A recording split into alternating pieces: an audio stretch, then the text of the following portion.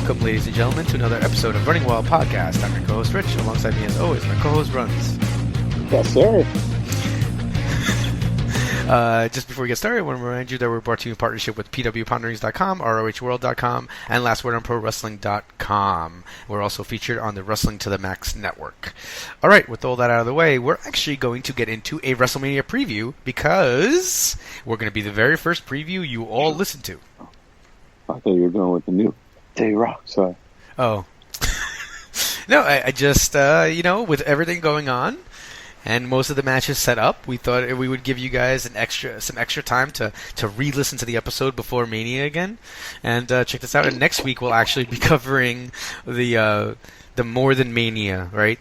Events basically going down there. All the WrestleCon stuff and Evolve and all those shows that are going on. Yep. ROH.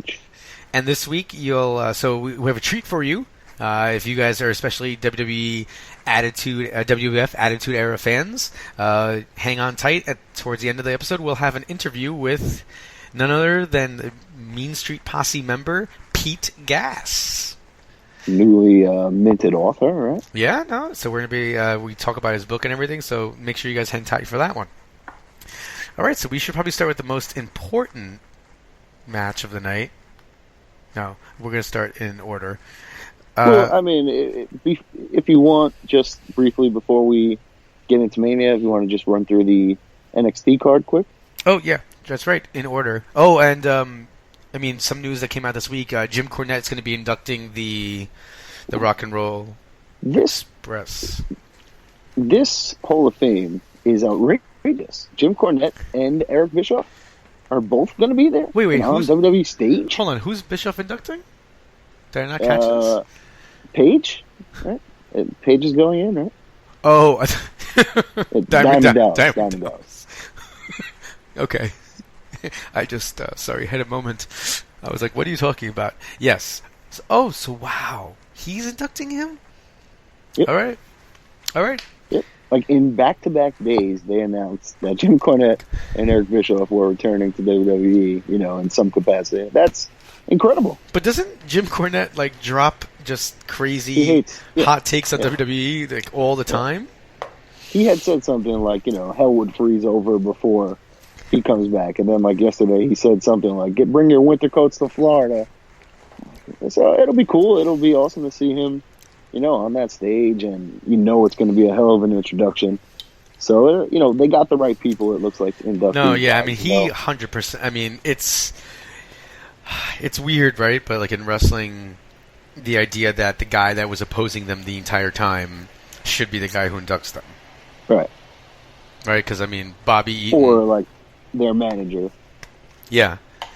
It just, really, it was always... It almost seemed like it was just always Cornette who was really coming after them. He just kept bringing up different teams to try to take him down. So I think it's going to be great. I'm actually excited to see if Cornette sounds a lot like... Because I haven't heard him in a very long time. I don't listen to his podcast. So I'm kind of excited to see if he sounds like Bruce Pritchard's impression of him. He just sounds like Jim Cornette. But, Bischoff will be good. Him and Paige are boys. Cena will be great in inducting Angle. Unfortunately, Natty is inducting Beth Phoenix, so that's a little rough. But, everyone else is good. And who's the, am I forgetting? Who's the celebrity this year? I don't believe there's a celebrity. What? You still have Alex Trebek that they haven't inducted? They have the Warrior Award, so maybe... Oh, Eric LeGrand. I guess he's a celebrity. Okay, that makes sense. Maybe they just feel like that's... I guess this is, no pun intended, but I guess the Warrior Award trumps the celebrity induction. Amazing. It would be great if they just wanted to re-induct maybe that's why they're... Right. Maybe that's why they're not...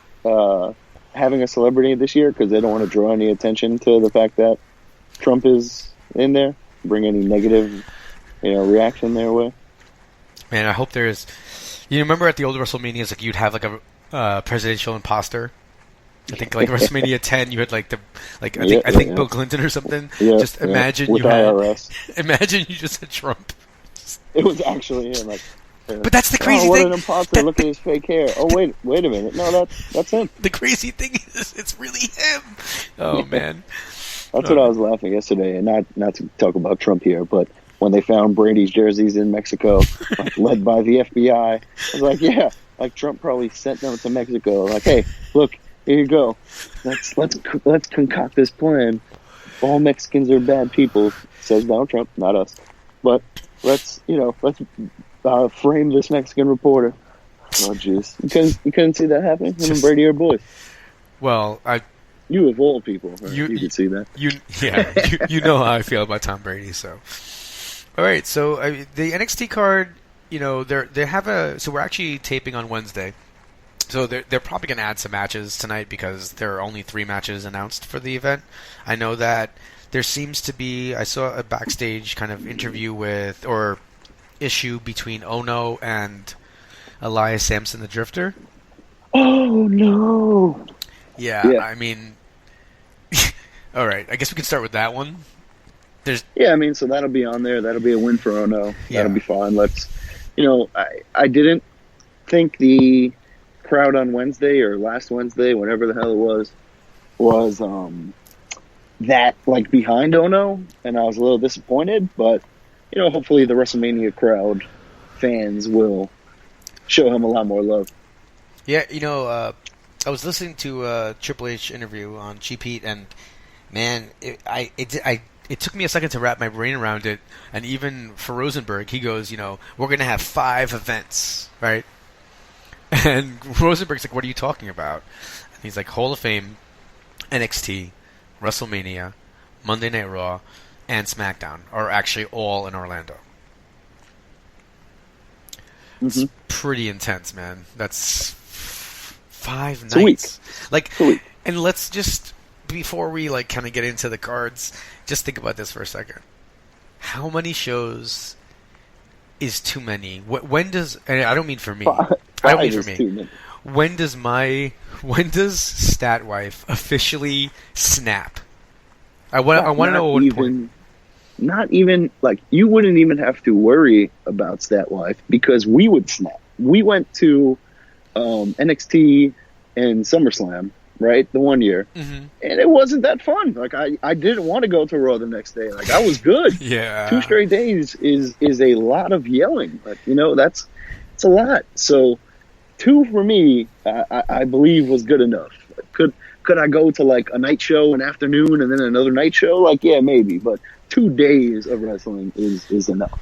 And think about those people who go to the midnight show and the wrestling with pancakes type breakfast show, and I mean we'll get into that next week more. But man, right. just WWE is a lot enough. Of stuff going on, man. If you're going to everything, I don't know. I might be against wrestling by the end of it. All right, I can't watch anymore for a year. I just might be done. I mean, all right. This is the last it's thing I'm funny going to say. Because we're going to watch most of it, and we'll discuss that. Like we said, next week when we get more in depth. But I guess we'll find out just from watching it how much we can take.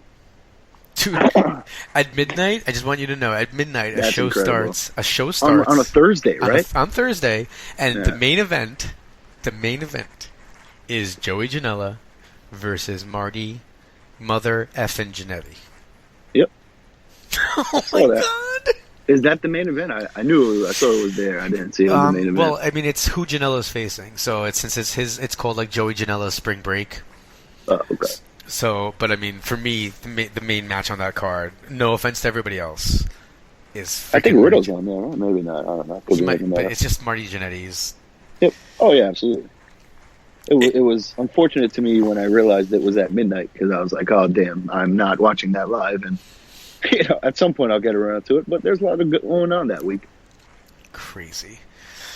All right, so for NXT, the 3 main matches that have been announced, we have the Tag Team Championship match. By the way, did you know that WWE actually lists DIY as #DIY on their website? Makes sense. 15, 20 years from now, somebody's going to look by and go, what the hell were they thinking putting a hashtag officially in front of the name? At some point, people will look at it and go, what the hell is that? What, you know, like,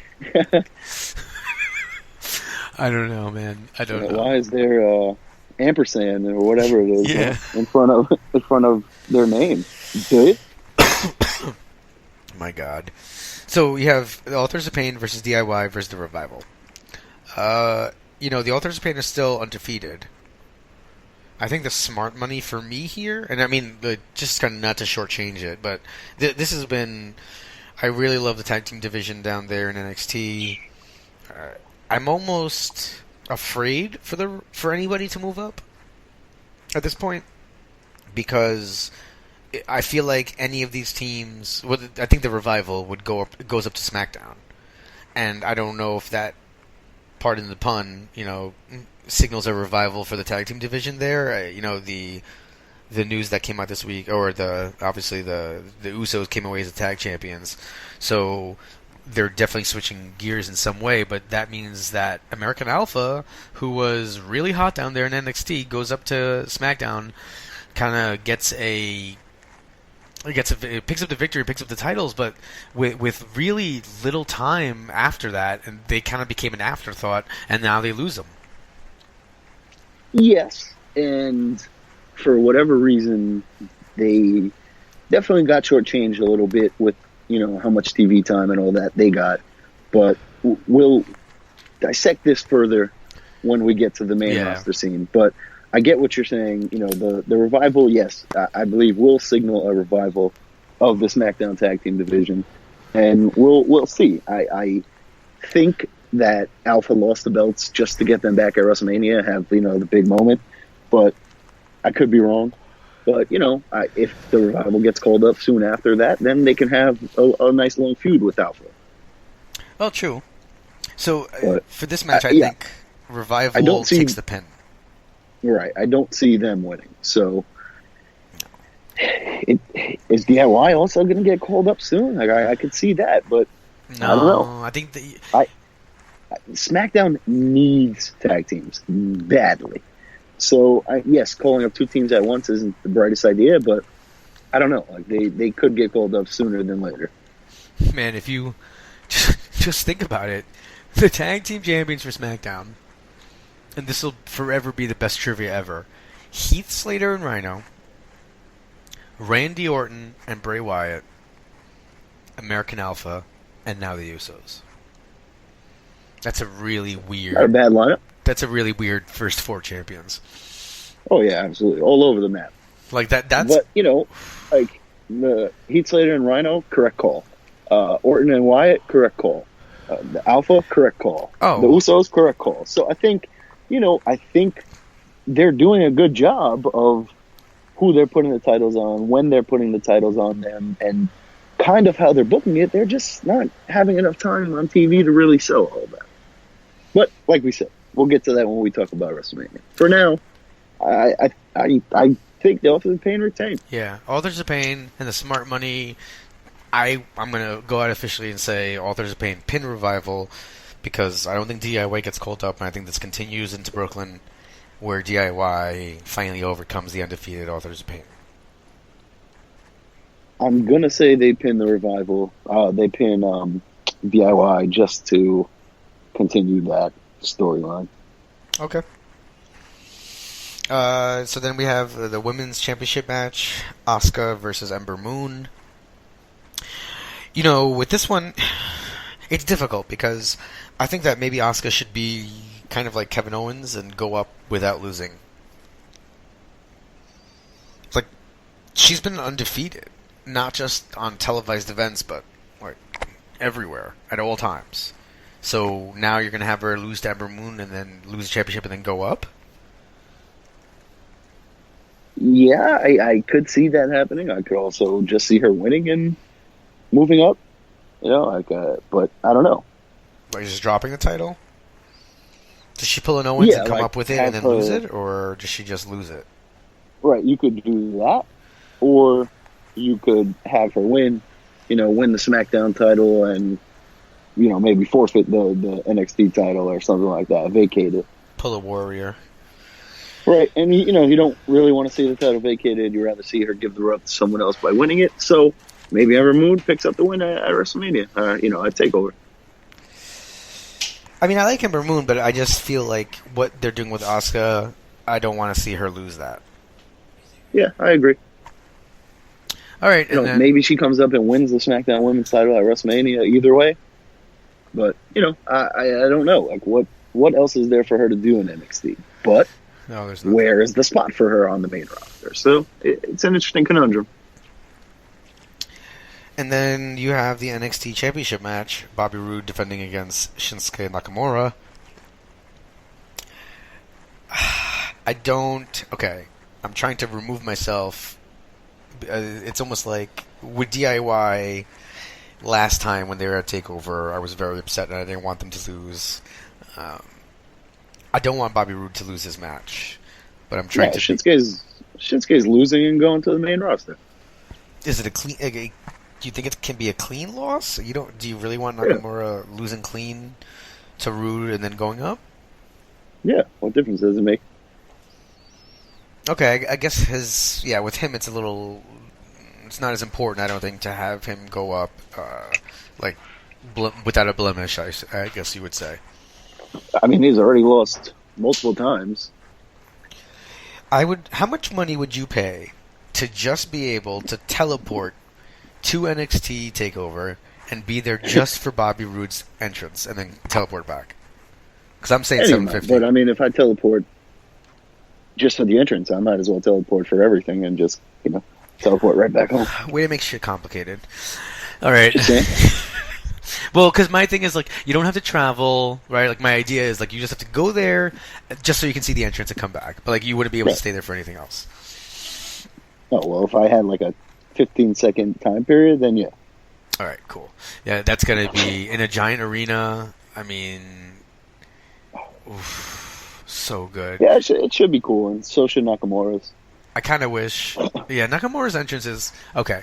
Obviously, Nakamura's entrance is crazy, and it's crazy the way the crowd reacts. But personally, just Roode. I would love to see the entire roster on the stage as Roode comes out, singing it because everyone likes it so much. And what I just don't get is I understand there's one title really in NXT, one singles title, and it would hurt the show to not have the title match there. But this is what year 3, 4 of NXT.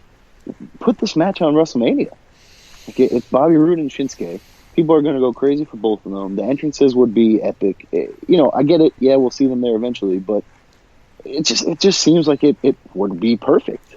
But see, that's the thing. What I'm starting to think about with NXT, and Shinsuke is going to go up, but I just feel like at a certain point, it's not just it's morphed more than being just a farm system, right?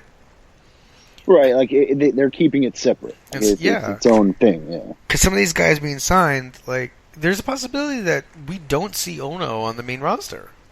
Oh, yeah, definitely. I mean, he's so good that we should. But, yeah, I mean, I agree with that. There are definitely people that, but people said the same thing about everyone, that they're kind of just an NXT guy. And then they'll be there for a year or two, and then they'll make their way up if they're good enough. True. Because I just, with the rumors that, Kyle O'Reilly might be going, it's just, they're going to get to a point where they're going to have, I know this sounds like sacrilege, but you're going to have too much talent down there that someone's going to suffer.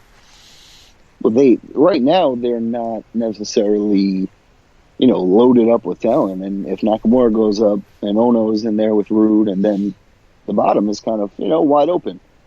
So with the Dillingers and the Almas, all those guys. So if O'Reilly is there and Cole shows up, and guys keep getting called up. Like when Owens was signed, he was told, hey, don't expect anything. Same thing with Samoa Joe. People were saying he's just going to be an NXT guy. So, these guys are just good. So cream rises, A cup of coffee. All right, yeah, you're right. All right, so let's get to what every time my wife and I talk about WrestleMania, she adds another hour.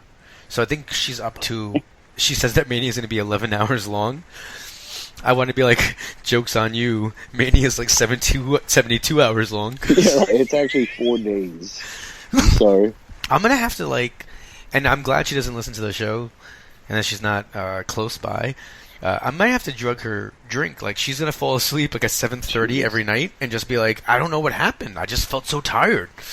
And I'm going to be like, yeah, that's super weird. It has nothing to do with the fact that I may have put something in your drink so that I can watch the Hall of Fame. Because the Hall of Fame is like 5 hours long.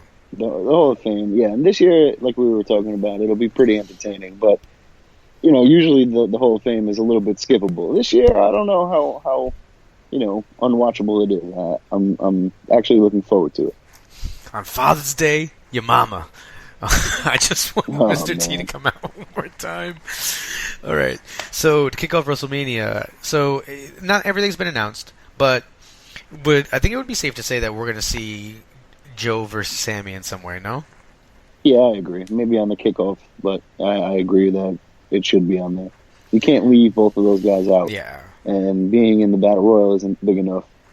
So I just give them that match. Let them kick it off. Let them start the show, whatever you want to do. It's just how does that end up being different than what they just did on Raw this week? Right. And they've wrestled 2 or 3 times already, so I don't know. I don't know. Do you do like a last man standing match? No, they're not going to do that. Yeah, maybe a Falls Count Anywhere like, or Extreme Rules or something. Something. I think that loser leaves town. Oh, you're. Oh. I'm not going to comment on that.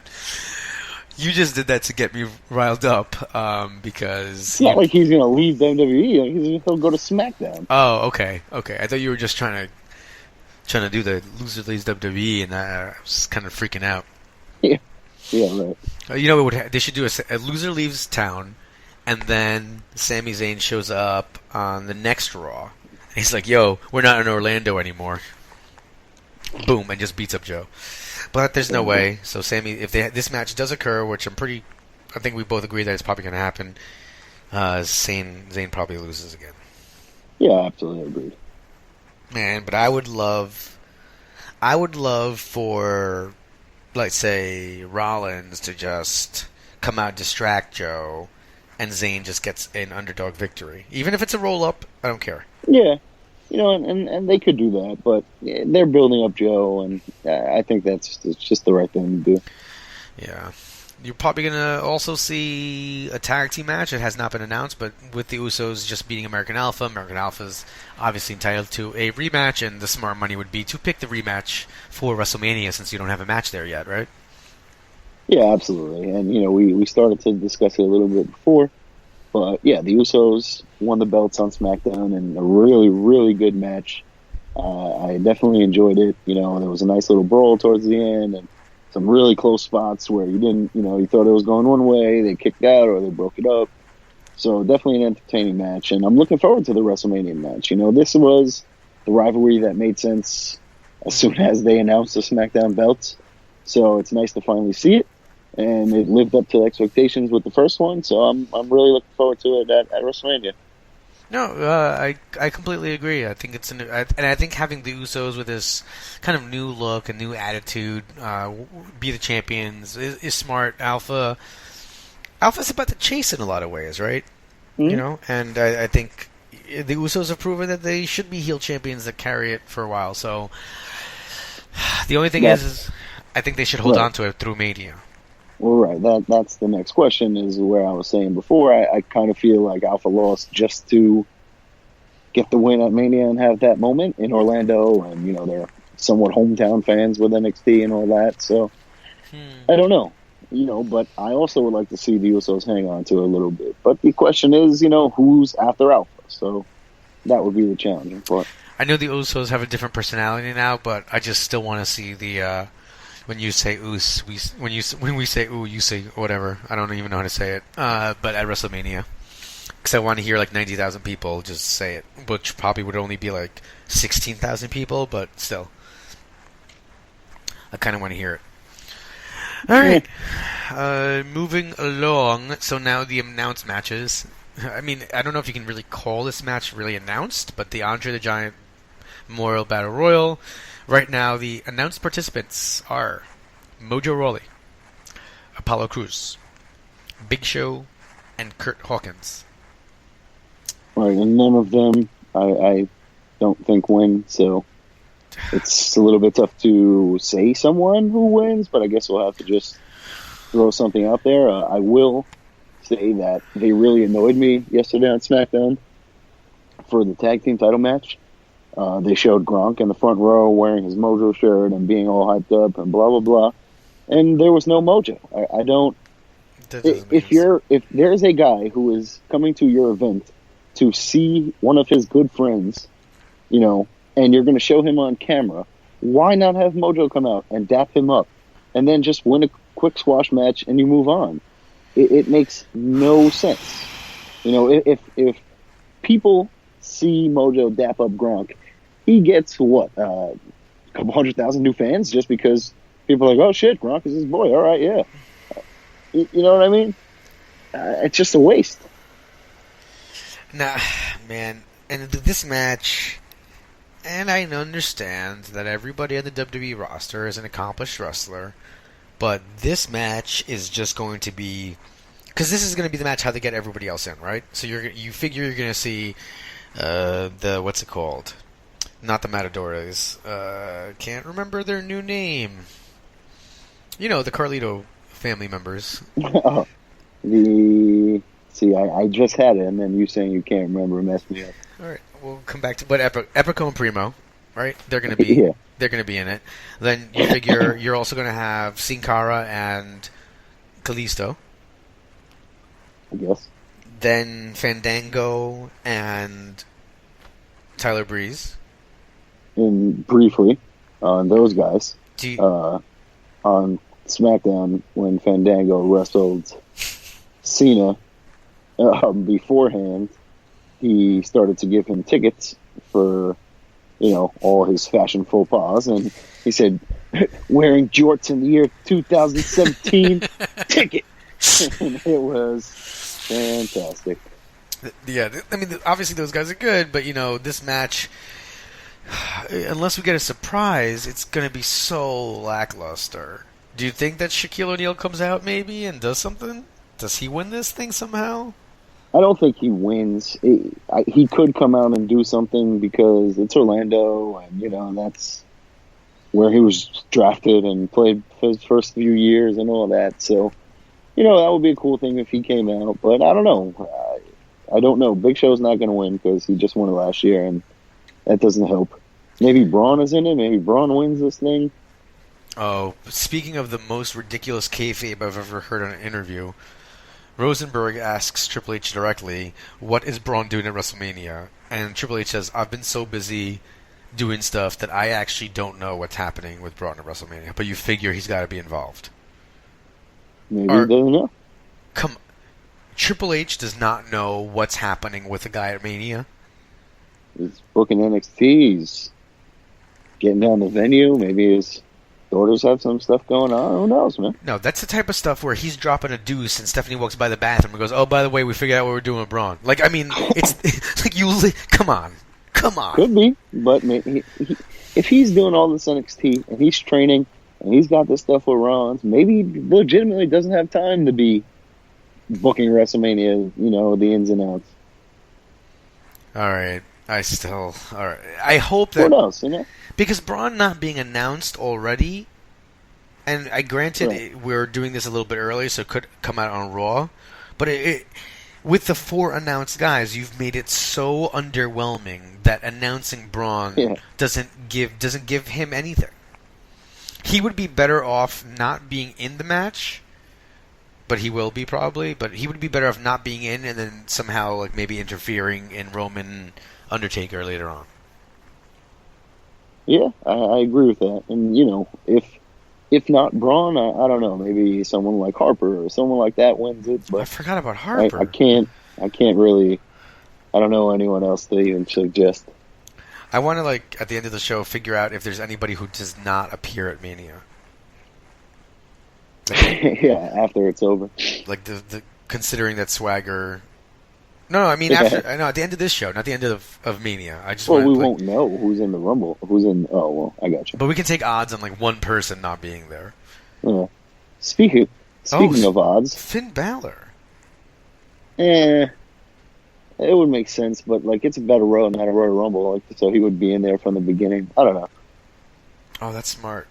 Okay. But speaking of odds, there is, if you bet $9, you would win $2 that John Cena proposes to Nikki after. Wait, if you bet 9, you get 2 back? Yep.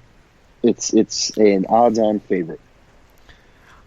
82% chance of happening. Yo, the most amazing thing ever is if John Cena knows this, and he puts all of his money on not proposing, and then doesn't propose. And then proposes like the next night. And he's like, yo guys, I have so much money I can't see you. Okay, I'm sorry, that was terrible. Moving on. So then you have Adrian Neville, the king of the cruiserweights, versus Austin Aries. Okay. You know, not everybody can win the title at Mania, right? I mean, I know that... What? Austin Aries will. You think so? I 100% do. He just showed up. He's running things. I think it would be a nice thing for him to, wrestle Neville and get the win. It would be... Now that's... See, I'm just trying to be like right away, I'm going to say that I want Aries to win. Clearly. But... I just feel like the story could go on a little bit further, no? It most certainly could, but it can go either way also. Yeah. All right. Neville's been the champ for a few months, and Aries is Aries. That guy is the best. So I'm going to go with my heart. It's Mania, and as I will share the rest of the show, this is the show that I just like to watch sometimes and not really know. And as I was looking at it earlier this week, I was like, oh man, like you said, Mania is one time, the Rumble this whole season that I like to, not be spoiled or not really have leaning any way or the other. And a lot of these matches felt to me like they were obvious. But then I was looking through and I was like, maybe half. So, that'll be okay. And maybe one or two of them go the other way. And then it's even better, I will say this, before we continue on. I'm really looking forward to WrestleMania. Not just because it's WrestleMania. I've really come around on Brock and Goldberg. I'm really looking forward to the rest of the card, and I'm in.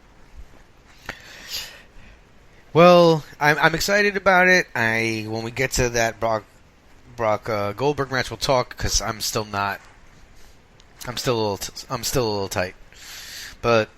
I'll just end by saying I want Aries to come away here because after Neville talking about his level, it's almost like they were setting it up, right?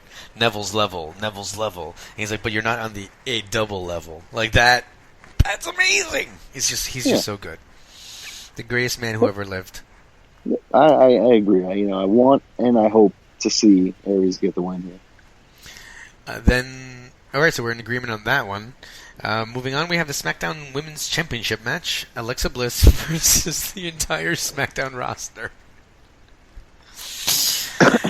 And this is where it's a little open-ended, where, let's say Asuka wins, loses, whatever.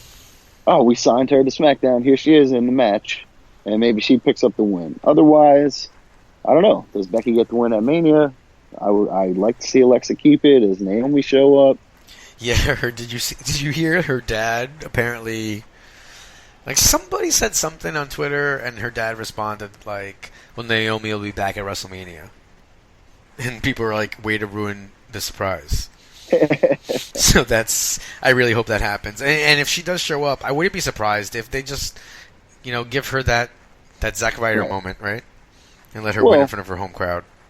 Right, well, and also, I think she'll keep it, Yeah. All right. Much unlike Zack Ryder. I just still personally, I don't even the logic though in that Alexa has to defend against everybody is just kind of why it was Alexa saying I'm better than everyone. I've already beaten everyone. Oh, so you like to talk about everyone? Well, then beat everyone I want. I like that. All right. Then we have the Raw Tag Team Championship. Gallows and Anderson, or should I say Ferguson and Oh, I can't remember the other guy's name now. From Southpaw. Chad Too Bad. Yeah, Chad Too Bad versus Enzo and Big Cass versus Cesaro and Sheamus. All right. I'd be shocked if Cesaro wins. I don't know who that is. I'd be shocked if Cesaro and Sheamus win. Oh, okay. I would be... I know this is terrible, and I don't know why I've turned on them, but I don't want to see Enzo and Cass win. Yeah, like I'm with you, like in that I'm kind of done with them. Like I'm just kind of over the funniness of it. But I think this is their moment to get their first title win and have the moment at WrestleMania and be the tag team champions and move on. If they don't win this, it's a little bit like, oh god, like will they ever win the big one? And they've kind of been pushing that a little bit. I love Gallows and Anderson, and I wish they would get the win and continue holding the belts, but I don't know if that's going to happen. All right, I mean, it does seem set up for Enzo and Cass to win it. It just... I don't know. I wonder if when I was listening to the New Age Outlaws and chanting along every single time, if there were like 35-year-olds in the crowd that were like, this is getting so stale. But maybe it's different because it was like an introduction where I feel like at this point it's just trying to fit in the fact that you can say soft about somebody, and I don't know. Yeah, it's cooled a little bit for me, like we said, but I'm still into it a little bit, and I'm looking forward to them getting the win at Mania. It'll be a cool moment. All right, yeah. I mean, I like them. I like Enzo and Cass as wrestlers. I like their personalities. I'm just kind of a little done with the shtick part. That's all. Yeah. All right, then. The reason my wife will probably at all agree to watch WrestleMania: John Cena and Nikki Bella versus The Miz and Maurice. I mean, is there any way that Cena and Bella don't win? I don't believe so. This is tailor-made for them to get the win, and like we said, maybe have the proposal in the ring afterwards. But they're pushing the not being married and on all of that in a really big way. So if it's not leading up to that, it's a little weird. But if it is leading up to it, it's a little weird. The Miz and Maurice Total Bella bullshit that occurred on SmackDown was phenomenal, and I laughed so many times watching each of those promos. The Miz and Maurice were amazing, absolutely amazing, and it made me so much more into that entire feud because it was like a throwback. Like, this guy is just cornily and insulting, the baby face, and it was just fantastic, man. I love the way that Miz was walking around, like sticking his butt out, like Cena just does, like he's so muscular. Rule number 11 at John Cena's house. I propose right. You stop breaking rule number 11. Just so it was good. Phenomenal, man. Absolutely fantastic. On a side note, though, how much better would your life be if you could just walk into a place and like your theme song just hits? Well, it'd be a little annoying if you're ever trying to sneak around, but yeah, it's pretty phenomenal. Yeah. But I just picture as a teacher, like I go to grab like a marker from next door, and then like as I turn around, I go to come in, the music hits, and the kids start running to their seats to sit down and behave. Yeah, just start doing it. Just tomorrow when you there's Bluetooth start speakers a class, now. just hit play on whatever your theme music is, and walk in the classroom. Kids won't know what the hell's going on, and then just don't even address it. It's just normal. Just start teaching. That's going to be fantastic. This is a great idea, especially on parent-teacher conference night. All right, so every parent-teacher meeting, we definitely agree, right? Cena Walking Bella. Oh, I should just look at the parents and decide what song should be theirs. According to WWE themes. Oh my god! I just got some of like the greatest visuals of different nationalities of people, and you just picking, like the Muhammad Hassan song and like Yoshikatsu, and just what I mean, just outrageous. Ole, ole. The Mexicools, yeah, just the Mexicools. You went Mexicools. You didn't even. Oh yes. Just, Yokozuna. This. Oh man. Oh, that's amazing. All right, good times. Now at least you'll have some fun tomorrow, thinking about which entrance music would go with each parent. I look forward to that next week. It's gonna be so great. I know exactly. Please, I need you to take a list. Like just write down the parent's name of who came, and afterwards, okay, this theme music, and it needs to be presented next week. Obviously, names withheld, but. I'm so excited about how unethical this is, but I am 100% excited. All right. Moving along. So we're both in agreement on the Sabellos match. Yeah, Cena and Bella win. John Cena proposes afterwards. Every woman in America cries. And, it's a great moment. All right. AJ Styles versus Shane McMahon. Another match that I'm coming around on. Not too thrilled that AJ is where he is, but we all know how highly how high in regards Vince holds Shane. So wrestling against Shane is probably higher than being the champion and wrestling anyone else.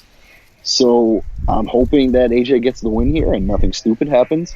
So as long as AJ gets the win, I'm going to be perfectly fine with this because AJ could have a 4.5-star match with us. And this is going to be fantastic. Someone mentioned the Angle and Shane matches, minus the going through the glass windows. So, if it's anything like that, it'll be, no pun intended, phenomenal. Oh, yeah. No, I mean, listen, this is all about Shane doing something crazy and AJ coming out looking like roses because Shane is good at selling and he's good at doing crazy stuff. And if that's all that is, then it's fine. And this is, sorry to cut you off. This is and what I really liked about it on SmackDown is this is a chance for AJ to be a bully and, just kind of push Shane around and be this cocky, arrogant guy that, he's bigger and badder than, and instead of being the smaller guy in the fight. Now he's a little bit of the big dog, No, I mean, the only thing that I wonder about this, okay, so AJ beats Shane, right? How does this continue? Is Shane just done after? Here's my thought. I've heard a couple rumors that maybe Reigns and AJ switch brands. So maybe we get something like Taker beats Reigns and AJ beats Shane. And it's like, okay, I can't be here anymore. And Reigns, you couldn't beat The Undertaker? Are you kidding me? I don't want you on my show. And, maybe they trade him. Both shows are done with them. They've run their course, and it opens up some doors for some new rivalries or, to open up the door for some old rivalries to come back in as fresh. So it'll be interesting to see where they go after Mania. But, time alone will tell with that. But we could see AJ versus Titus. Please, God. Like I said, I'm coming around on this match. I'm liking where they're going with it. What they've done in the last 2 weeks has been really good. So, I'm looking forward to seeing it. I mean, I've been looking forward to the only thing about this match that bothers me is just the amount of times now that I have students call me or tell me I have a soccer mom haircut because of AJ Styles. And cut that. Yeah, I probably should cut that, but I feel at this point that the only way for me to really get my hair cut is losing a hair versus hair match or a hair versus mask match. Make that happen. A hair versus hair match against you is really unfair. What are you losing? Could be a hair versus beard. Whoa. Okay. we're gonna have to talk about this later because that is that's too much. By the way, it's as long as you know that wrestling is scripted, and I'm gonna get the win. I don't know if you guys heard that snap the can, but it's 6-point time. They're not our sponsors. I just wanted to say that. All right, so we're both definitely in agreement. AJ wins here. We're not. I'm hoping, man. I'm hoping. I could see them doing some dumb things, but I think AJ going 0-2 at WrestleMania would really not be a good look, and there's no need for Shane to get a win. So you don't want none. Shane. AJ should be getting this win. You don't want none. All right, moving along. You have the Intercontinental Championship being defended by Dean Ambrose versus the Lone Wolf, Baron Corbin. I don't. Okay, I think this is going to be a good match. I don't see a title. It feels like yes, you do. Yes, really? Yes. You think Corbin wins it? Yes. He won the Andre the Giant Battle Royal last year in his first WrestleMania. Now, if he wins the IC title in his second WrestleMania, it'll provide some nice moments, some nice storyline for Baron Corbin. And Dean Ambrose doesn't need the IC title. It's kind of just being wasted on him right now. So let Corbin have it. Let Corbin run with it, and it'll make for some good episodes of SmackDown. All right. I mean, you've sold me on that. To be honest with you, I didn't really have an opinion either way on this match. I'm not sure if it's what it is. I'm not sure. I wanted to know, is it just me? Because I'm kind of like I like both of them. I'm just like, I don't really care. That's the only reason why I'm excited, or not really excited, but why I like this match is because I like both of those guys. So, I think it'll be a fun match, and I'm hoping Corbin gets the win, and they do the right thing. So, I'm looking forward to it. All right, then So for me, I think I'm going to go out and say that this is the match I'm most looking forward to on the card. The United States Championship match, Chris Jericho versus Kevin Owens. If given time, this will steal the show, will be the best match on the show. Yeah, I mean, this kind of reminds me of Jericho, I think in a lot of ways. Anyone. Anyone. No, but like Jericho HBK from WrestleMania 19 in Seattle at Safeco, right? Where basically it was like his hero, and even at the end, like they hugged, and then Jericho ended up kneeing him in the junk. I mean, when Jericho, it could really happen, right? Like the exact same kind of thing. I mean, okay, Jericho. Okay, there's a couple of things that I was just watching his promo, and I was just amazed by. One, how he's worked so hard to make sure that he doesn't really cross over like the personas whenever he comes back or stuff like that, and he's very different. The way he's able, like he's a face now, but still using a lot of the heels. Like it's just amazing how he hits all the cues, and he's so good at getting the crowd into it. And he's got the list and the I mean, you have an entire arena of people like just chanting "stupid idiot." Yep. And getting hyped that he's writing someone's name on a list. Like what? I wish I write people up for detention all the time. I wish that ever happened. You know what? You have to. If you do, you just made the list. Yeah. It'll work, because I've done it a couple times, and the kids laugh every time. Yeah, it's not as exciting when I go over actually to the computer because we have an online system, and I'm like, "You just got detention," and then I'm like, "No, you just got to say you just made the list." Well, I'm not gonna lie. You know what? You know what happens when you come to my class late, Junior? Huh? Do you know what happens? You know what happens when you stop at a Burger King and you buy a burger at 6 o'clock in the morning? Huh? You know what happens to people like that? Huh? You just made the list. All right. I'm gonna try to put that over tomorrow. Lately, one of my students has said that every time I'm unhappy with the class's behavior, that I've been cutting some pretty scathing promos. And I was like, those aren't promos. I'm just actually angry. Like a promo indicates that you may not actually feel that way. I'm not acting. Promos. Please, after this episode is finished, remind me we must discuss something. All right. So, okay, Jericho can't win here, right? No, and he's going on tour for July at least, so this will probably be a little bit of the end for him. Maybe on something happens on Raw, or whatever. But Owens should get the win here. and rightfully so. I don't think there's any other way to go. No. They've been building this for months. They've actually been building it for, 2 months now. So these guys are going to tear the house down. They're not going to have anything other than the match of the night unless, something unforeseen happens, knock on wood. But, I'm really looking forward to this. And this was part of the reason why I'm okay with Brock and Goldberg is like, yeah, I'm excited to see Kevin Owens and Chris Jericho. And yeah, it's for the U.S. title, but whatever. Like, Jericho cost him his belt. Now he wants to cost Jericho his.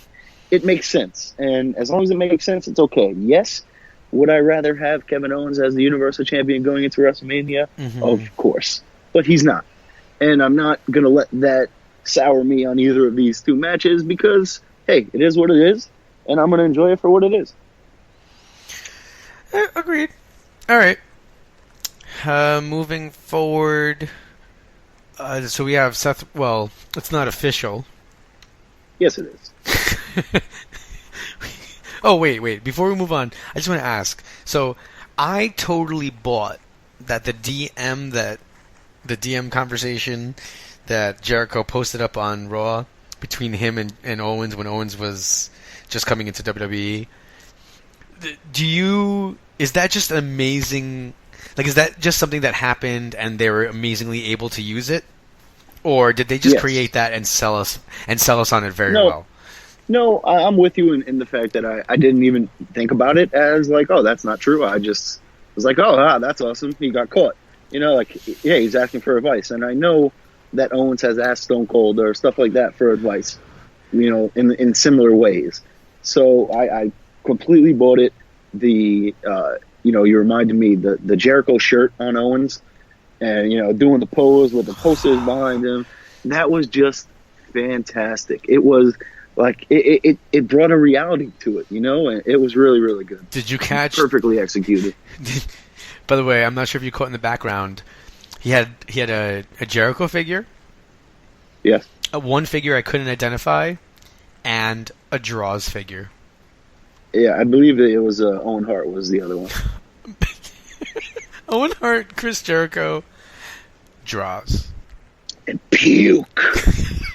But then again, I guess the fact that I had a Draws action figure. Did you really? Yep. Oh, that's right. Okay, that would make sense. You would have just picked that up. All right. I don't know why. Was there ever a Heidenreich action figure?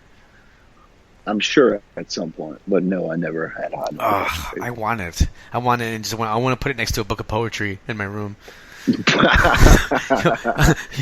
Have him just like gripping it, Oh man, I mean, I'm sure you could buy one for like 37 cents.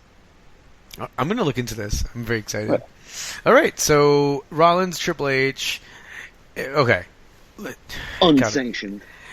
Yeah, I don't know why they don't just say unsanctioned, because this whole... They do, it is. Well, yeah, but it's hold harmless clause to compete. Oh, jeez. And Rosenberg even called Triple H out. He's like, yeah, man, that's the legal term. So it's like, you guys never used it, and now you're making it totally normal. And I think even on Talking Smack, Brian made a comment about it. Like, oh, there's a hold harmless clause to compete, is there? So... with Brian saying that, was Rollins ever injured? $8.99 on Amazon. Heidenreich. That's it? Yes. And it's like most customers bought this with Great American Poets. Oh, I hope that's true. All right. Do you think Seth Rollins was ever injured? Or has this whole thing been a work? I've said all along that I did not trust how accurate this whole storyline was. And now that he came back and got fake injured again, and, they're doing the whole unsanctioned thing, I really don't buy into it. Like, I really, really, really think that they were just like, hey, there's nothing we can do for 8 weeks other than have Stephanie bitch you out and put you in useless matches where you get the win. Just take 3 weeks, train at the Performance Center, and play this whole thing up, and then we'll come back. I fully believe that. when his trainer or whoever's working with him is like, right. he said Right. That was what was like, come on. he's the most Now you got dedicated. this fake trainer. First of all, when they said, at first I thought it was going to be Dr. James Andrews, Right. and then when this, and I still for some reason was thinking that it was kind of James when he goes, this is the most like dedicated guy I've ever seen train, and I'm like, do you not know John Cena? Like the man who Haven't you done surgery on him as well? Yeah, like the guy who legitimately comes back from the craziest injuries, like a year before he's supposed to be back. Right. They really sold it, and I don't know, man. The entire thing of them filming him walking out and them having everything ready, it just struck me as like, this isn't true. So, people can go back and listen to the beginning when I said that. I will stand by it. I will never fully believe that this was real. Yeah, he took some pictures with Finn Balor, and they were in the same operating tables, blah, blah, blah. But, yeah, that could have been at the Performance Center. He could have been getting his knees checked out. He could have been getting it cleaned up. Whatever the case, I don't think he really tore anything. The best part about this is obviously that we're even discussing whether it's real or not. Right. And what more can you ask for when you're talking about WrestleMania? Nothing. There's nothing else you want. Like, I don't know if this is real. Thank you. Appreciate it. Yep. And I don't even feel like the biggest mark in the world.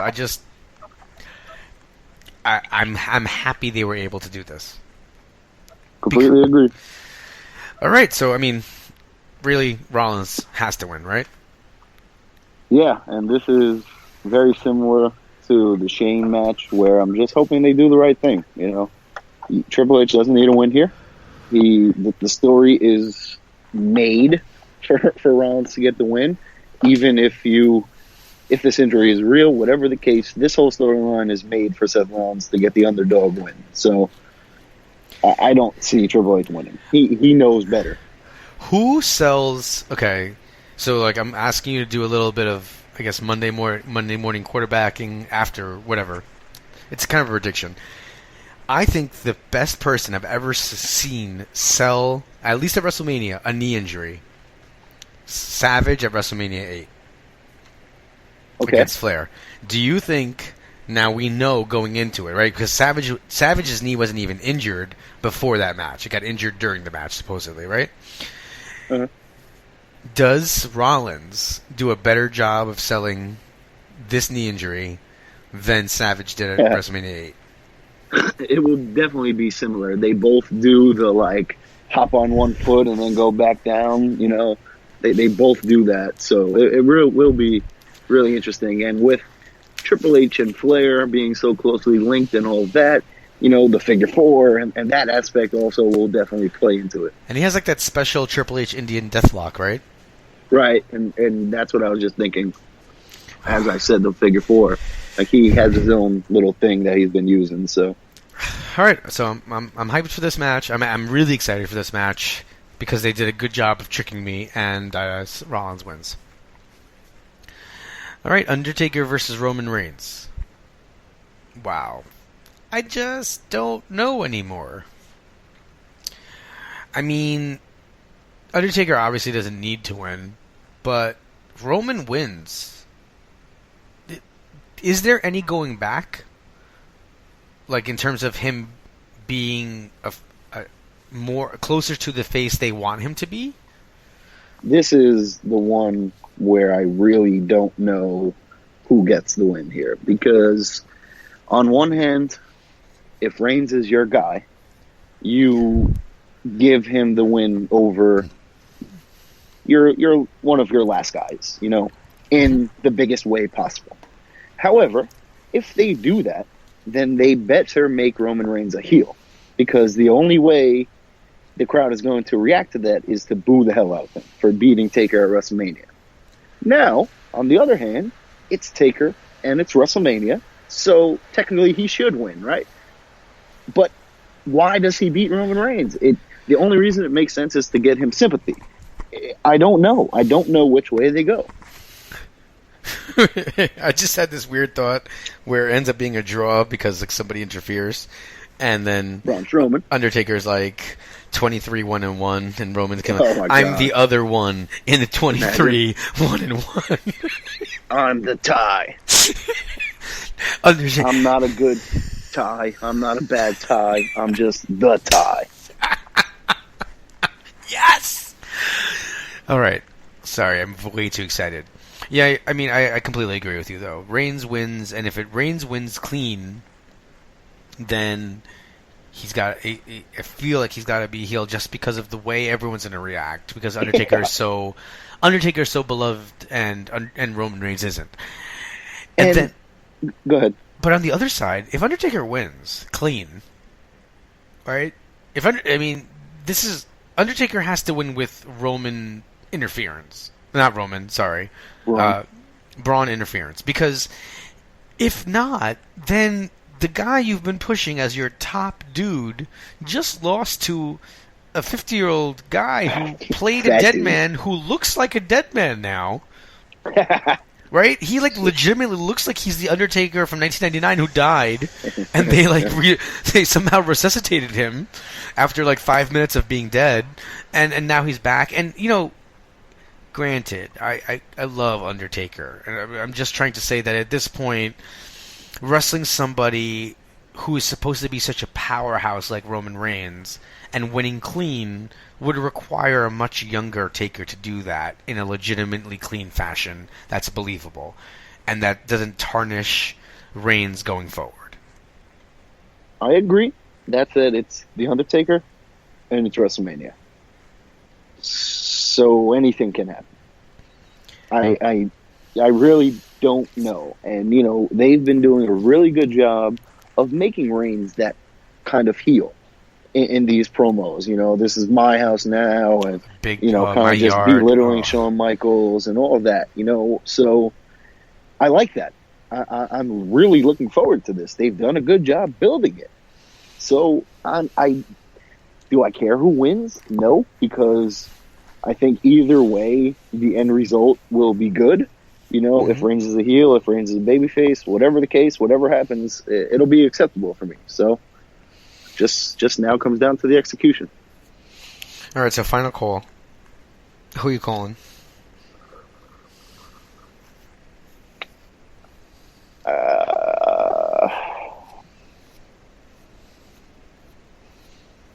I'm gonna say The Undertaker.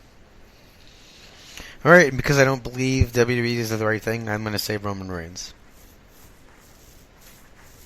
All right. 23-2. It just doesn't. 22-2 or whatever. I don't like it either. But I just don't see any way around it, to be honest. Roman Reigns should win. I really think he should. But it'll be interesting, man. I like that. Again, there's doubt. That's the best thing they could do. Yep. Now, a match that I don't think there's really a lot of doubt. It's a 0. Literally a 0. The Women's Championship? Oh, no, actually. Oh. Sorry, I was doing I was that talking one. about the Universal. Oh, okay. Do you want to do that one first and do Women's last? No. All right. Women's... I just forgot about that. Bayley versus Charlotte versus Sasha versus Nia Jax. Yep. All right, so... Obviously not Nia. I don't think Bayley retains. I don't know. I kind of feel like Sasha wins it. Pinning Bayley. Yeah, like some sort of cheap, she holds the tights, and then that creates some hey, why'd you do that? Well, anything it takes, right? I think it should be between Sasha and Bayley of who comes out on top. I just don't know which way to go. I think I'm going to say Bayley, just because she's the ultimate babyface. She just kind of recently won the belt. Yes, with Sasha's help both times, but she ended Charlotte's pay-per-view streak. So I'm hoping they let her hang on to the title for a little bit here. All right. And I just, as an aside, I was kind of sad watching Raw and seeing Charlotte versus Dana Brooke. Sad for yourself for watching it, or just I felt it was so unimportant. Oh yeah, absolutely. Dana Brooke. I don't I don't know if they thought people were going to care about Dana Brooke because like they were cheering last week, but no. Because, all right, he's not the biggest superstar ever, and he's probably going to be very hurt that I say this because I know he listens every week. But, you know, when Virgil finally broke away from the $1 Million Man, right? Like, it was a succession of things that went on that was led to the final breaking point. I felt like, yes, Dana got treated like crap for a long time, but I feel like her turn was too quick. Well, yeah, like because she was gone. They've literally been teasing it since they started teaming together. Mm-hmm. You know, Charlotte getting pissed at her for losing and blah blah blah. But yeah, like it wasn't a slow build. Well, it wasn't a slow build because she just stuck around with her forever. Like there you could see that it wasn't like a plan to eventually break her off because there was never a spotlight on Dana Brooke. There was a spotlight on Virgil for a little bit in that storyline and afterwards. Dana Brooke, it was all about Charlotte. It wasn't about her belittling Dana. It was just about Charlotte. All right. I just wanted to throw that in. All right. Yeah, so I'll say Bayley. Bayley, and I'm going to go Sasha. Because I just want to... You have the tally, right? Or is it we have the fans are tallying every week?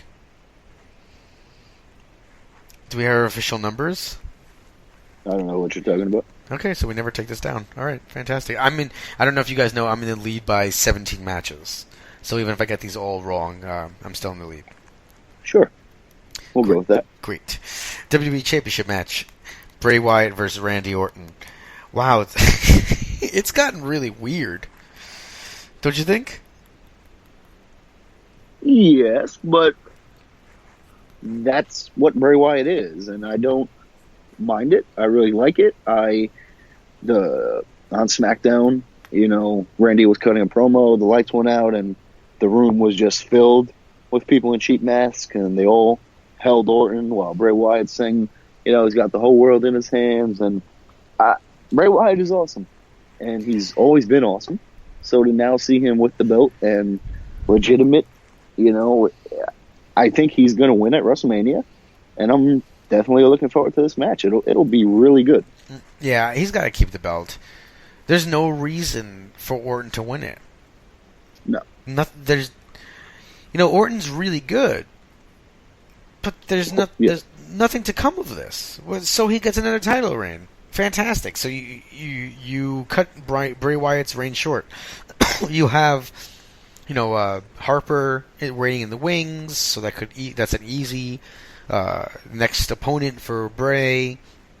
There's so much that you can do with Bray going forward.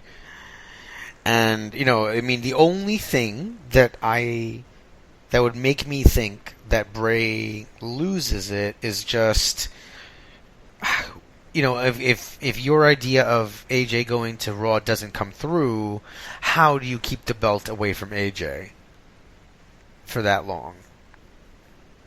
You know, who does he feud with after Shane? That's why perhaps he goes to Raw. Okay, yeah, no, but I'm saying if that doesn't happen, right, then like I could see if that's not their plan, then Orton wins because he's the good guy and he's beating the evil, crazy bad guy, right? And then he ends up facing like AJ at SummerSlam for the title.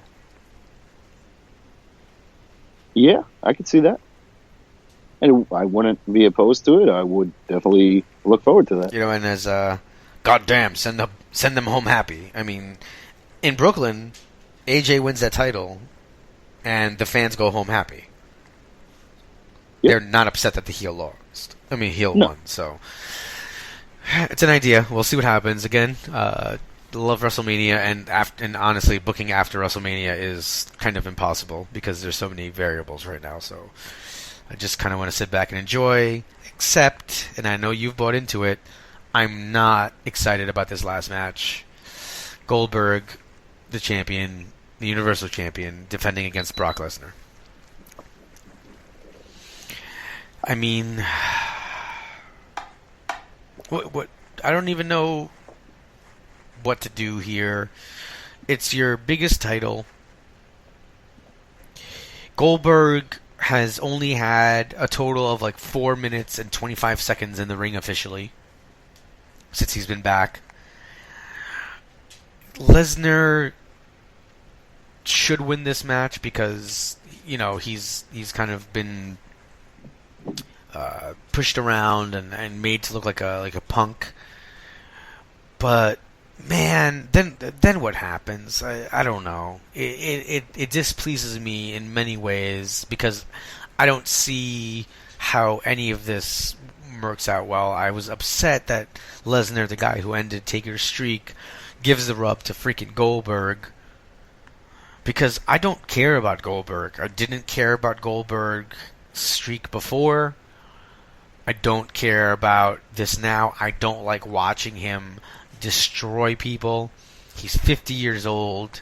He should not be able to come in and just destroy someone so easily. That's made to be... Brock Lesnar was made to be the baddest guy on the roster. And you just did away with that by making him look like a punk. Even if he wins this match, he got embarrassed. He got, you know, just felled. I don't know. Right. But the story that's being told here is that this guy, yes, Brock Lesnar, who beat everyone and ended Taker's streak at Mania and was this dominant, has this one guy that he just can't beat. And yes, Goldberg running through Brock was shocking. And, you know, definitely like, wait, what the hell? That just happened? Really? But then it happens again at the Rumble, right? He throws him out. Brock just can't get the upper hand on him. Now Brock comes back. He hits the F5. Now we're back on even ground. Brock he knows he underestimated Goldberg. He underestimated this 50-year-old guy who hasn't wrestled in however many years, coming back, and he got caught. So now Brock loses, you know, whatever, gets eliminated from the Rumble. Now at WrestleMania, in the main event, you have to figure that this is not going to be a 90-second match because they're not going to do that in the last match of WrestleMania. That is beyond Vince McMahon. He will never. So this is going to be a decent match. This is going to be, you know, maybe 10 minutes, whatever the case. But this will be a decent length match. And this will be entertaining. This will be the war that everyone has kind of been waiting for. And Brock will get the win. He'll be the Universal Champion, which is the first time he's held that, right? Whatever. And we'll move on. Someone will beat Brock. And we'll get that rub on a new guy. All right. Okay. I mean, Brock has to win. This idea that... I guess what bothers me is that the idea that somebody outside of the normal WWE is going to be is like the guy who could technically beat your champion whenever. That makes sense. Yeah, I get you, but at the same time, it's not real, and True. you know. You have these larger-than-life guys, and, you know, if I'm watching a TV show, yeah, I'm not thrilled, like I said, that Owens isn't the champion. But I'm still looking forward to these two Goliaths finally meeting at WrestleMania and getting the match that we've been waiting 13 years for. You know, because at WrestleMania 20, it was terrible. So they both know that. They both know that they owe the people a good match. They like each other.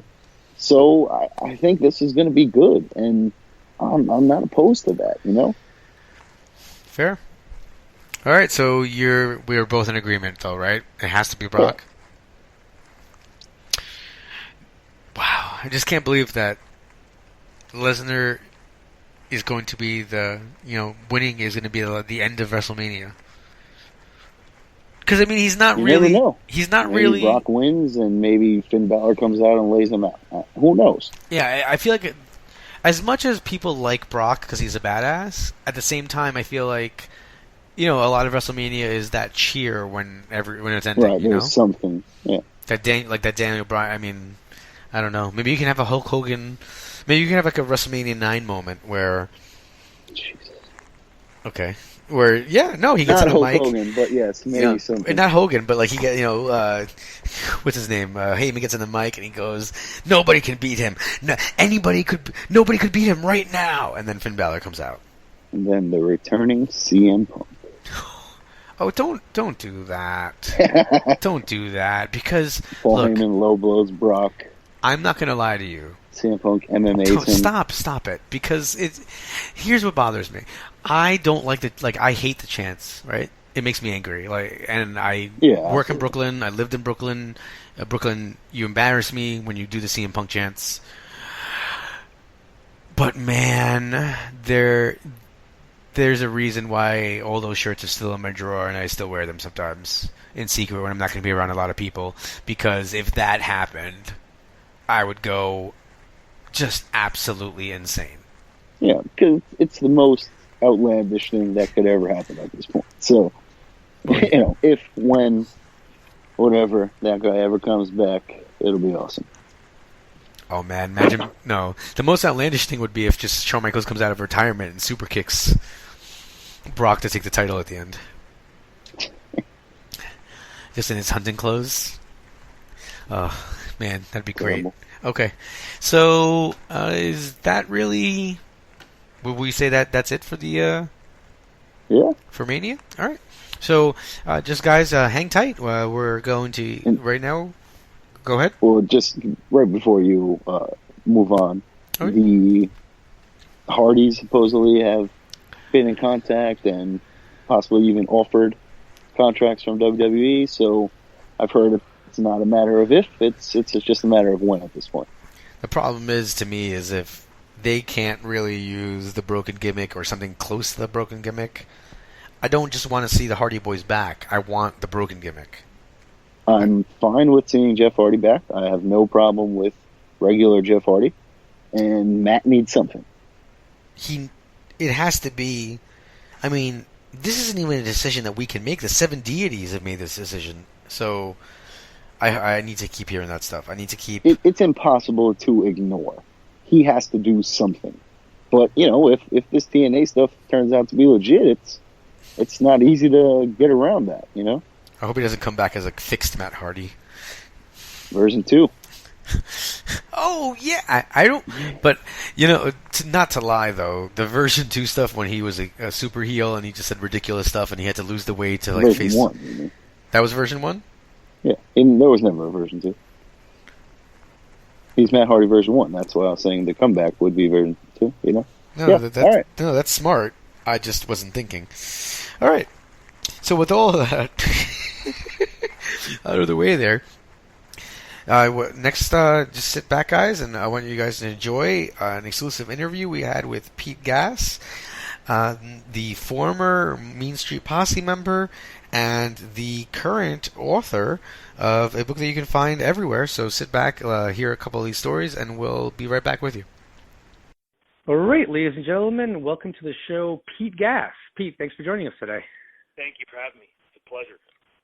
So you have an exciting new project coming out. It's a book that's coming out this Tuesday, March 21st, Looking at the Lights, My Path from Fan to a Wrestling Heel. So what was the motivation behind writing a book and putting this all together? To be honest with you, it's a story that I felt like I've never heard anything like it. It's something, you hear of other wrestlers and all their stories are kind of similar, and then, about how they got in the business. Well, no one's got the same story about how they got into the business. And, it was during a hot time, the Attitude Era, and I just felt like it was a story to be told. And anyone that buys the book, I'm sure, will enjoy the book, whether if they love the Attitude Era, they'll really love it. I love this book. If they're a wrestling fan, they'll love this book. It's just because, it gives them a perspective. Like, if any fan who watches wrestling ever said to themselves, gee, I wonder what it's like to be in the ring with The Rock or Stone Cold Steve Austin. Well, this tells all about it and has great stories about being on the road and backstage and a lot of things that we had to go through. What were some of the difficulties you may have faced in putting the book together? You know, one thing is having a great story that you can tell orally, but another thing is being able to put it on the page. Yeah, that's where John Robinson comes in. He wrote it with me, and he was able to put things in. To be honest with you, when you read the book, I've been hearing that it sounds like it's just me telling a story, which it really is. When I'm telling a story to you, it's pretty much the way it is on paper. It's an easy read. It's very easy to understand, and it's a lot of fun. So how did this all come about? I mean, when you were growing up, you were friends with Shane. How far back does your friendship go? Our friendship goes back. I mean, we knew each other in junior high school. Played football against each other there. And then when we got to high school, we played on the same football team, and we naturally were. We bonded and been friends ever since. Were you always a fan of wrestling growing up? I was. I've been a fan. I've been a fan since 1979 at least, as far back as I can remember. I remember trying to stay up late to watch wrestling on Saturday nights, and it never ended. Still to this day, I'm a huge fan.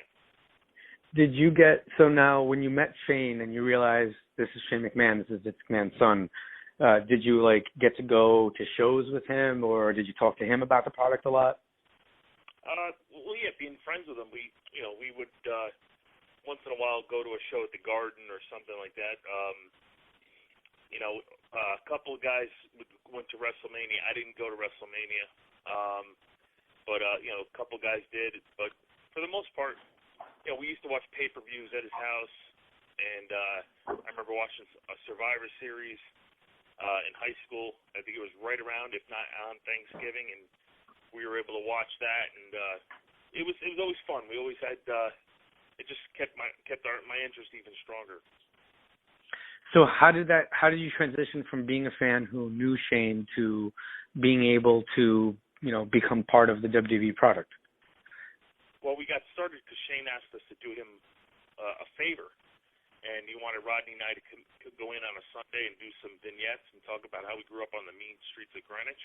And when we did that, they aired it the following night on Raw, and then a bunch of weeks after that, they kept showing little clips just to tease our characters. And we were really just there to just help Shane promote his match against X-Pac.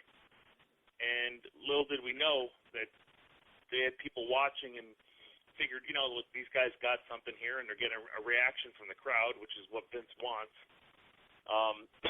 So then it just made sense for them to bring us back. So they brought Rodney and I back, and then we had to start working in the ring and stuff. And it was just it was one of those things where we just had to learn as we went, which made it really challenging.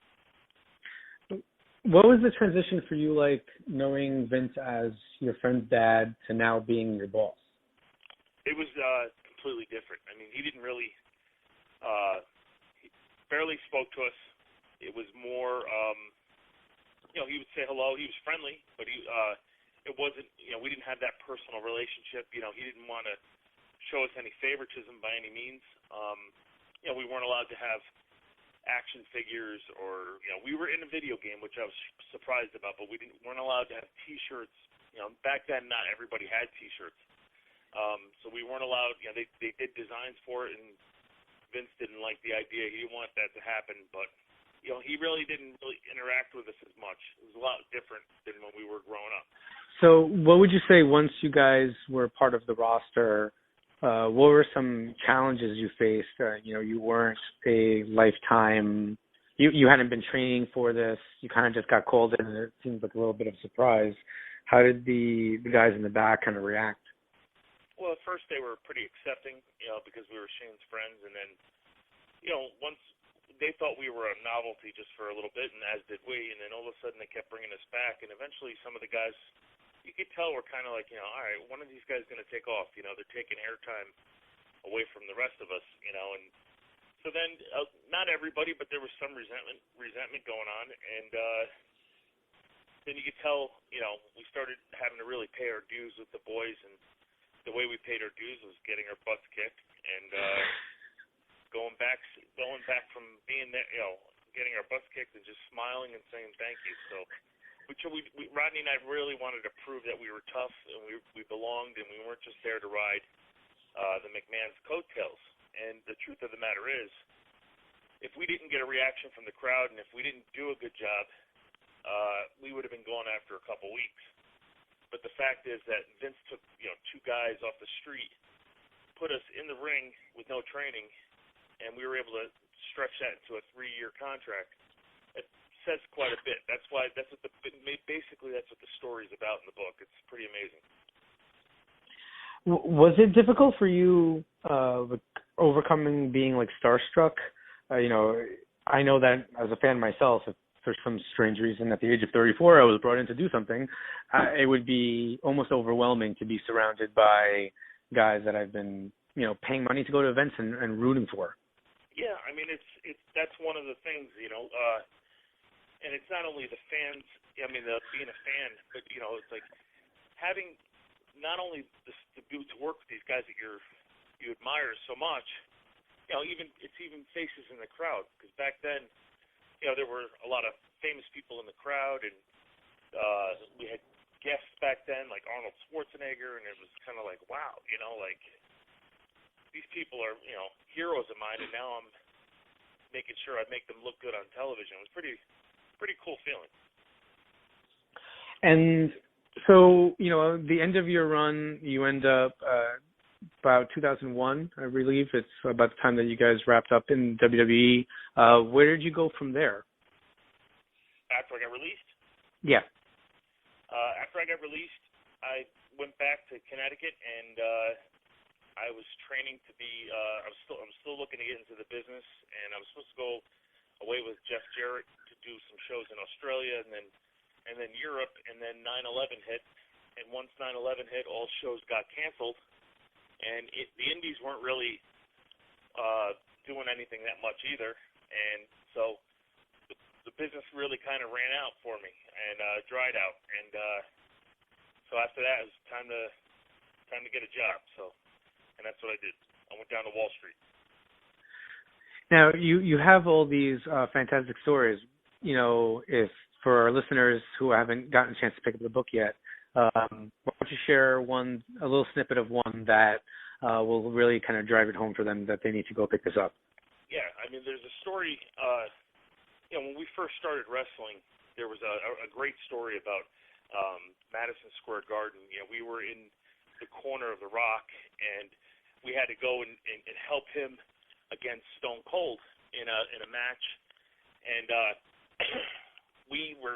Rodney and I were to jump up on the apron, and Rock was going to shoot Austin into us, but instead Austin reversed it, and we ended up hitting Rock by mistake, and Rock walked into a Stone Cold Stunner for the loss. So Rock powders out. We go over while Austin's doing his thing in the ring, drinking beers, and the crowd's going crazy. And we said, Rock, we're sorry. Anything we could do, whatever. He says, you want to help me? He goes, get him. So we both ran in.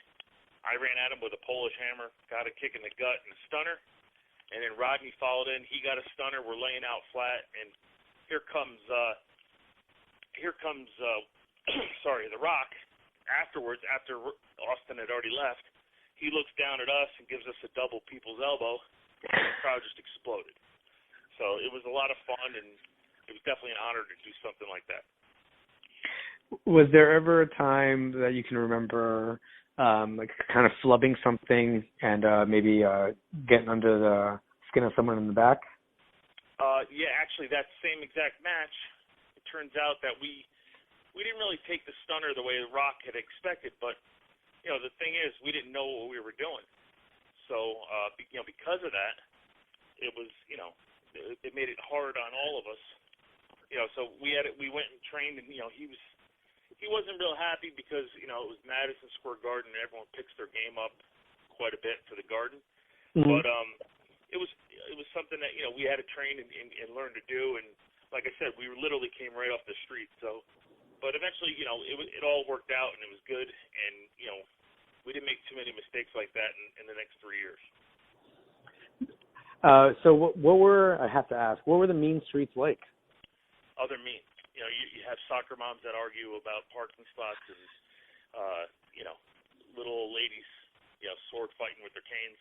So it's tough. Trust me. It's very difficult. Difficult place to live. And you've kind of made the rounds lately. You got to talk to JR recently on his podcast as well. What has it been like being able to kind of reconnect with some of these guys? It's a lot of fun. And the reason why, just being able to go and it's almost like a class reunion type deal. That's why I'm going to be at WrestleCon in Orlando. I always look forward to doing those types of shows especially because you get to see old friends, and it's like a class reunion almost. Fantastic. So your book is officially available on Amazon.com, Yep. Barnes & Noble, correct? That's correct. And that's both digitally and through the sweet hardcover edition that I see. Yes, correct. Where can everyone find you on social media and the like? They can follow me on Twitter at @IamPeteGas. I'm also on Facebook as Pete Gasparino, my real name, and I'm also on Instagram. So anyone, feel free to follow me on Twitter. You'll be able to find out where I am, what I'm doing, what interviews, and anyone that, like I said, really enjoys the Attitude Era will love this book. I promise. Yeah, and I just have to add, I think that one of the things that is interesting about it, and it's different than every other wrestling book I've ever gotten my hands on, is, you were really a fan who got put into this position, who got this, amazing opportunity. And it's different from hearing the other stories because it's kind of closer to the experience of the rest of us who just like watching wrestling. Exactly. I think everyone that reads it can relate, especially being a wrestling fan, can relate to what I went through. Well, 100%, right on that one. And I just wanted to thank you so much for coming on the show and sharing a little bit about the book. Everyone should definitely go head out and pick it up. It's definitely going to be something that I think that everybody's going to enjoy out there. Great. Thank you very much. I hope everyone does. Good talking to you. Good talking to you, man. Take care. All right, just want to thank Pete Gass again. That was really fun. Just kind of getting to relive some of those moments back then, and really his book, which is out available now. You can go to Amazon. You can go to Barnes & Nobles. You can make sure you follow him over at I Am Pete Gass. It's just really the story of a fan. The fan who had the fortune of being friends with Shane McMahon and got to do... I've read a lot of wrestling books, but you never really get to read... Kurt Angle was a fan, but you never... And Jericho obviously was a fan of certain guys, but you never get to read about a dude who was just legitimately a fan who randomly got called in to be able to do something like this because he just knew someone. Yeah, right. All of those guys you mentioned, yes, of course, they were fans of the business, but they were training and they had aspirations, or, they were Olympic gold medalists.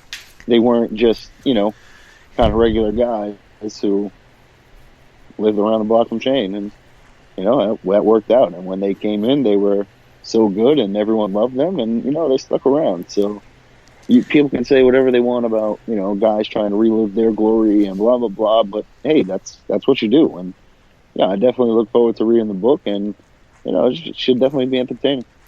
And just to all our listeners out there, just want to point out that Pete Gass was just on JR's podcast a week ago. And now he's on Running Wild podcast. Thank you, guys. And the mighty have fallen. Oh, man. Way to not pump up our show. Maybe I was talking about JR.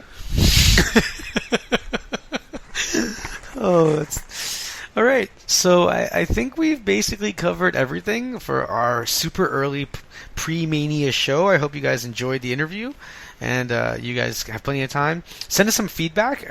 We'd love to actually read it on the air next week about what you thought about our predictions, whether you agree or disagree with us. And usually, most of our predictions come out right before, like a couple of days. We're giving you plenty of time. So make sure that you either tweet us over at Running Wild, LWOS. You can send us an email, runningwildpodcast@gmail.com. And remember to leave a comment, rate, review, subscribe, all that good stuff. Whatever you do out there, on iTunes, on SoundCloud, on Stitcher. You can also find us in the Google Play Store. And check us out on our website at runningwildpodcast.com. Just click over there. We always have some stuff going on, some write-ups about our past episodes and everything, and some pretty sweet pictures. So, you got anything else, Runz? No, that's it. All right. So, with all that out of the way, just want to make sure you guys remember that you've been listening to the podcast that is just too sweet.